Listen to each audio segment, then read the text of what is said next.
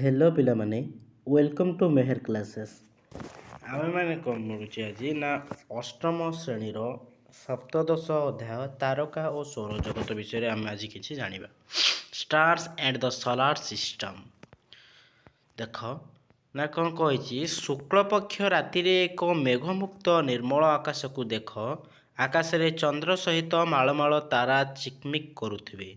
राति आकाश रे देखा जाउथबा एही प्राकृतिक आलोक पिंड गुड़िक महाकाशीय बा महाजागतिक वस्तु बोली बिले कहुए। ना कौन कहला देख बिले ना शुक्ल पक्ष राति पक्ष पिले दुई प्रकार आसे। गोटे है कौन ना कृष्ण पक्ष गोटे आसे, कृष्ण पक्ष गोटे आ गोटे आसे पिले शुक्ल पक्ष है। कृष्ण पक्ष और शुक्ल पक्ष, कृष्ण पक्ष शुक्ल पक्ष कौन पिले ना देख कृष्ण पक्ष रात्रि रे जो अंधार देखा जाए है, शुक्ल पक्ष राति जदि देखिब से जो जह्न आलुओ रे झापसा झापसा आलुओ भली देखा जाए पिले बुझीगला ना। शुक्ल पक्ष राति रे एक मेघमुक्त निर्मल आकाश को देख जदि मेघ होइछि मेघ बिना मेघ होइछि पूरा निर्मल आकाश अच्छी निर्मल आकाश को गोटे देख ना आकाश रे चंद्र सहित मेघ मालमाल सहित चिकमिक करुथिबे कौन ना आकाश रे चंद्र सहित तारा माने पिले कौन करथिबे ना चिकमिक करा देखिथिबे तुम माने हैला। राति आकाश रे देखा जातुवा एही प्राकृतिक आलोक पिंड गुड़ी को पिले कौन कहुए ना महाकाशीय बा महाजागतिक वस्तु बोली कहुए। से जो तारा गुड़िक कौच से आलोक पिंड गुड़ी को पिले कौन कहुए ना महाकाशीय बा महाजागतिक वस्तु बोली कहुए। जो महाकाशीय वस्तु गुड़िक दबदब करथांती पिले से मानको तारका बा नक्षत्र बोली कहुए पिले बुझीगला।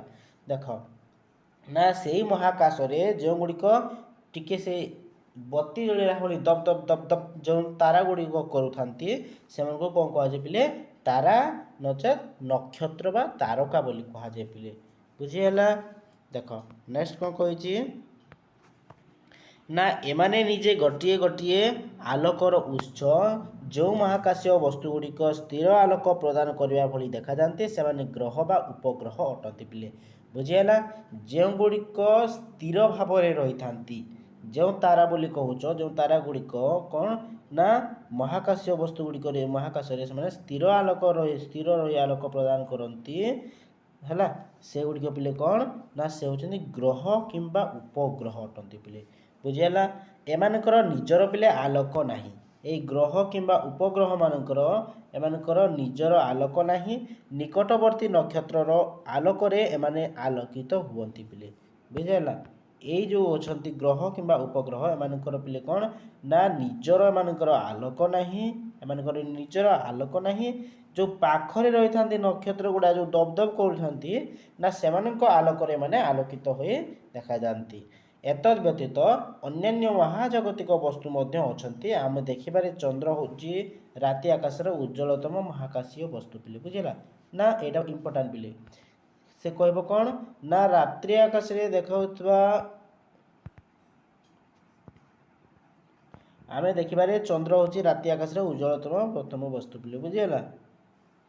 देख आस प्रथमे चंद्र संपर्क रे आमे जानिबा चंद्र कौन कहूची देख देख चंद्र कौन कहूची ना गोटे पूर्णमी रु तार परवर्ती पूर्णमी पर्यंत राति रे प्रतिदिन चंद्र को लक्ष्य कर प्रतिदिन तार आकृति किपरि दिशुछि तार गोटे लेखाएं चित्र तैयारी कर निम्नलिखित प्रश्न गुड़िकर उत्तर देवाक चेष्टा कर पिले बुझे ना कौन कर तुम मैंने सब देखीच चंद्र को देखीच ना पूर्णमी दिन कौन हुए पिले ना चंद्र पूरा संपूर्ण गोलाकार देखा जाए है तापर दिन टिके जदि देखिब टिके से गोलाकार टिके खंडिया देखा जाए तापर आस्ते आस्ते खंडिया हे खंडिया हे खंडिया खंडिया देखा जाए पिले बुझीगला। लास्ट अर्धचंद्र आकृति बोली देखा जाए कौन सी दुईटी दिन रे चंद्रर आकृति समान देखागला कि दुईटी दिन समान देखा कि ना टिके कमी जाइए पूर्णमी पर दिन जब देखिब ये गोलाकार दिशुव किंतु टिके कमी जाइए पिले बुझीगला। आकाश रे मेघ नथिले भी कौन दिन चंद्र देखागला नहीं कि इटा भूल कथा आकाश रे मेघ नथिले तो संपूर्ण भाव में चंद्र देखा जाए सबुदिन देखा जाए पिले बुझीगला। कौन सी दिन चंद्र संपूर्ण गोलाकार देखागला कि हाँ पूर्णमी किंबा अमावास्या दिन चंद्र गोलाकार देखा जाए पिले ବୁଝିହେଲା। ଦେଖ କ'ଣ କହିଛି ନା ଗୋଟିଏ ମାସ ସମ୍ପୂର୍ଣ୍ଣ ହେବା ପରେ ଆମେ କ'ଣ ଦେଖିବା ନା ଯେଉଁଦିନ ଚନ୍ଦ୍ର ଥାଳିଆ ଭଳି ପ୍ରାୟ ବୃତ୍ତାକାର ହୋଇଥାନ୍ତି ତାଙ୍କୁ ପିଲେ ପୂର୍ଣ୍ଣମୀ କୁହନ୍ତି ପିଲେ। ବୁଝିହେଲା। ପୂର୍ଣ୍ଣମୀ କାହାକୁ କହନ୍ତି ନା ଚନ୍ଦ୍ର ଯେଉଁଦିନ ଥାଳିଆ ପରି ବୃତ୍ତାକାର ଦେଖାଯାଏ ସେଦିନକୁ ପୂର୍ଣ୍ଣମୀ କୁହନ୍ତି। ତା ପରଠାରୁ ପ୍ରତିଦିନ ତାର ଉଜ୍ଜଳ ଥାଳିଆ ଭଳି ଦିଶୁଥିବା ଅଂଶ କମିବାରେ ଲାଗେ। ପୂର୍ଣ୍ଣମୀ ଦିନ ପରଠାରୁ ଯଦି ଦେଖିବ ନା ସେ ଆସ୍ତେ ଆସ୍ତେ କ'ଣ ହୁଏ ନା କମି କମି ଆସେ। ଏହା କ୍ରମଶଃ ସରୁ ହୋଇ ଦା ପରି ବକ୍ରାକୃତି ହୋଇଯାଏ। ପ୍ରାୟ 15 ଦିନ ବେଳକୁ ଆଦ୍ୟ ଦେଖାଯାଏ ନାହିଁ। ବୁଝିଲା ନା ସେ କ'ଣ ହୁଏ ନା ଆସ୍ତେ ଆସ୍ତେ ଆସ୍ତେ ଆସ୍ତେ ଅର୍ଦ୍ଧଚନ୍ଦ୍ରାକୃତି ହୋଇ ସେଇ ଦା ଯେମିତି ଦେଖନ୍ତି ପିଲେ ଦାରେ ଯେଉଁ ଧାନ କାଟନ୍ତି ଦା କହିଲେ ବୁଝିହେଲା ସେଇ ଦା ଭଳି ଏମିତି ଦା ଭଳି ହେଇଯିବ ହେଲାନି ଟିକେ ଏମିତି ଦା ଭଳି ଦେଖାଯିବ ପିଲେ। ବୁଝିହେଲା ଏମିତି ଦା ଭଳି ଦେଖାଯିବ ଲାଷ୍ଟରେ ତାପରେ କ'ଣ ହେବ ନା ଆସ୍ତେ ଆସ୍ତେ 15 ଦିନ ପରେ ଆଉ ସେ ଦେଖାଯିବ ନାହିଁ। ହେଲା ଯେତେବେଳେ ପୂର୍ଣ୍ଣମୀ ହେବ ପୂର୍ଣ୍ଣମୀ ଦିନ ଏମିତି ସମ୍ପୂର୍ଣ୍ଣ ଏମିତି ପିଲେ ଗଲା ଆକାର ଦେଖାଯିବ ପିଲେ। ବୁଝିହେଲା ଏମିତି ଗଲା ଆକାର ଦେଖାଯିବ।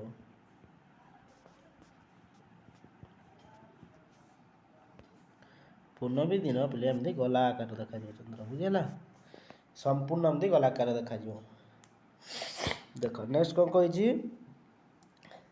ନା ତା ପରଠାରୁ ପ୍ରାୟ 15 ଦିନ ପର୍ଯ୍ୟନ୍ତ ଚନ୍ଦ୍ରର ଉଜ୍ଜଳ ଦିଶୁଥିବା ଅଂଶ ଧୀରେ ଧୀରେ ବୃଦ୍ଧି ପାଏ ଓ 15 ଦିନ ବେଳକୁ ପ୍ରାୟ ଥାଳିଆ ଭଳି ଦେଖାଯାଏ। ଚନ୍ଦ୍ରର ଆକୃତିରେ ଏପରି ବର୍ଦ୍ଧମାନକୁ ପିଲେ ଚନ୍ଦ୍ରକଳା ବା ହ୍ରାସ ବୃଦ୍ଧି କହନ୍ତି। କ'ଣ କହନ୍ତି ନା ଏଇ ଯେଉଁ 15 ଦିନ ସେ କମି କମି ଯାଏ 15 ଦିନ ପରେ ପୁଣି ସେ ଯେଉଁ ବୃଦ୍ଧି ହୋଇଯାଏ ପୁଣି ଥାଳିଆ ଭଳି ଦେଖାଯାଏ ନା ସେହି ଚନ୍ଦ୍ରର ଆକୃତିରେ ଯେଉଁ ଏଇ ପରିବର୍ତ୍ତନଟା ଘଟେ ପିଲେ ସେ ଚନ୍ଦ୍ରର ଏଇ ଯେଉଁ ଆକୃତିରେ ଯେଉଁ କମିବା ବଢ଼ିବା ଏଇ ଯେଉଁ ପରିବର୍ତ୍ତନଟା ପିଲେ ଏହାକୁ କ'ଣ କହନ୍ତି ନା ଚନ୍ଦ୍ରକଳାର ହ୍ରାସ ବୃଦ୍ଧି ବୋଲି କହନ୍ତି ପିଲେ। ବୁଝିଲା ଚନ୍ଦ୍ରକଳାର ହ୍ରାସ ବୃଦ୍ଧି ବୋଲି କହନ୍ତି।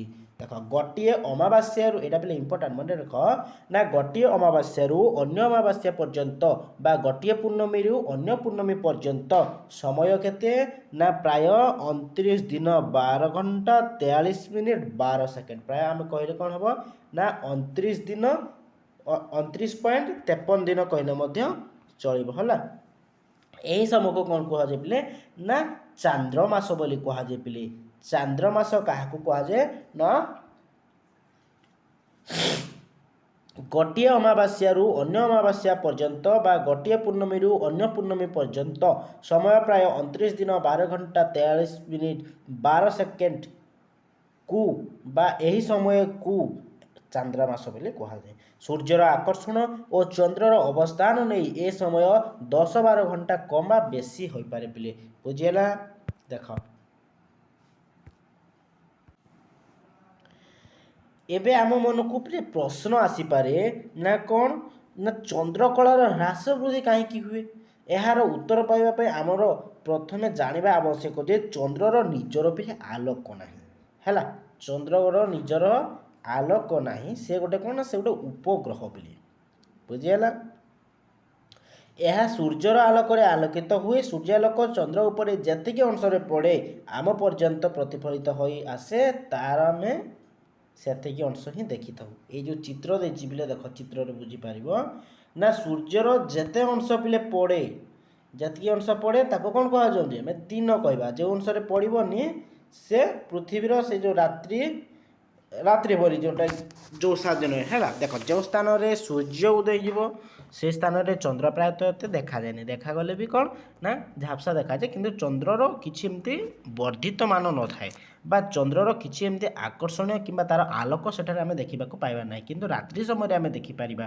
କିନ୍ତୁ ସେ ଯେଉଁ ଦିନ ସମୟରେ ଯେଉଁ ସୂର୍ଯ୍ୟଙ୍କ ଠାରୁ ଇଏ କ'ଣ କରିଥିବ ଦେଖ ସୂର୍ଯ୍ୟଙ୍କ ଠାରୁ ଯେଉଁ ଦିନ ସମୟରେ ଇଏ ଯେଉଁ ଆଲୋକଟା ଗ୍ରହଣ କରିଥିବ ଏଇ ଚନ୍ଦ୍ର ଇଏ କ'ଣ କରେ ନା ରାତ୍ରି ସମୟରେ ସେ ଆଲୋକକୁ ପୃଥିବୀ ଉପରେ ପିଲେ ବିଚ୍ଛୁରିତ କରେ। ବୁଝିହେଲା। ଦେଖ ତୁମ ପାଇଁ କାମ କ'ଣ କହିଛି ନା ଗୋଟିଏ ପ୍ଲାଷ୍ଟିକ ବଲ୍ ଆଣ ତାର ଅଧା ଅଂଶ ଧଳା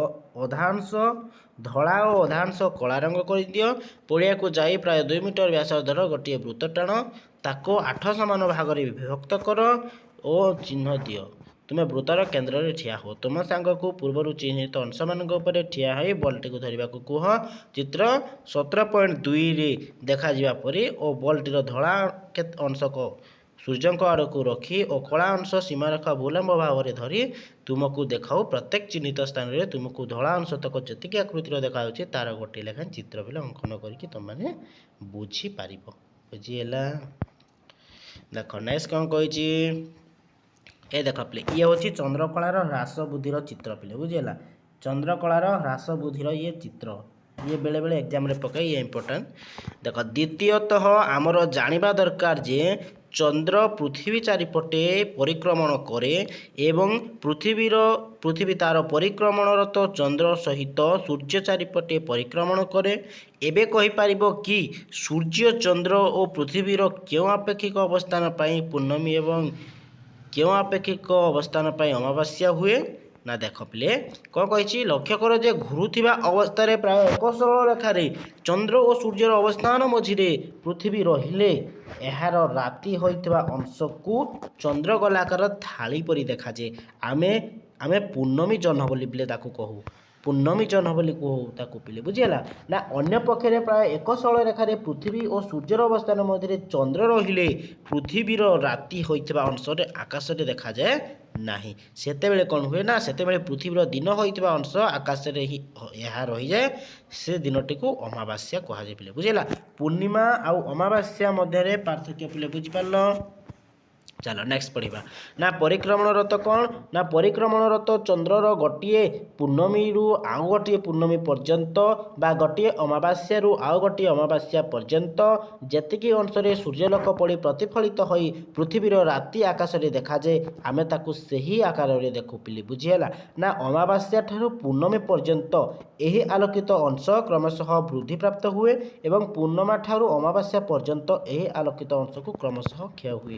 ନା ସେ ଯେଉଁ ଚନ୍ଦ୍ରକଳାରେ ହ୍ରାସ ବୃଦ୍ଧି ପିଲେ ନା କ'ଣ ନା ସେ ଅମାବାସ୍ୟା ଠାରୁ ପୂର୍ଣ୍ଣମୀ ପର୍ଯ୍ୟନ୍ତ ଆଲୋକିତ ହୋଇ ଅଂଶ କ୍ରମଶଃ ବୃଦ୍ଧି ପାଇଯାଏ ଯେଉଁଟାକି ଆମେ ଶୁକ୍ଳପକ୍ଷ କହୁ। ପୂର୍ଣ୍ଣମୀ ଠାରୁ ଯେଉଁ କମି କମି ଆସେ କୃଷ୍ଣପକ୍ଷ। ପୃଥିବୀ ଚାରିପଟେ ଚନ୍ଦ୍ରର ପରିକ୍ରମଣ ସମୟ ଓ ନିଜ ଅକ୍ଷ ଚାରିପଟେ ଏହାର ଆବର୍ତ୍ତନ ସମୟ ପ୍ରାୟ ସମାନ ଥିବା ହେତୁ ପୃଥିବୀର ଯେକୌଣସି ସ୍ଥାନରୁ ଚନ୍ଦ୍ରର ଗୋଟିଏ ପାର୍ଶ୍ୱ ହିଁ ସବୁବେଳେ ଦେଖାଯାଏ। ଏହା ବୁଝିବା ପାଇଁ ଏହି ପରୀକ୍ଷାଟି ଆମକୁ କରିବାକୁ ପିଲେ ପଡ଼ିବ। ପରୀକ୍ଷାଟି ତୁମମାନେ ପଢ଼ିଥିବ। ଏ ଦେଖ ପିଲେ ଇଏ ହେଉଛି କ'ଣ ନା ଚନ୍ଦ୍ରପୃଷ୍ଠର ଦୃଶ୍ୟ। ଚନ୍ଦ୍ରପୃଷ୍ଠର ଦୃଶ୍ୟ ହେଉଛି ଇଏ ହେଲା ଆବଡ଼ା ଖାବଡ଼ା ହେଇକି ଅଛି ଯେଉଁ ଖାଲ ଢିପ ହେଇ।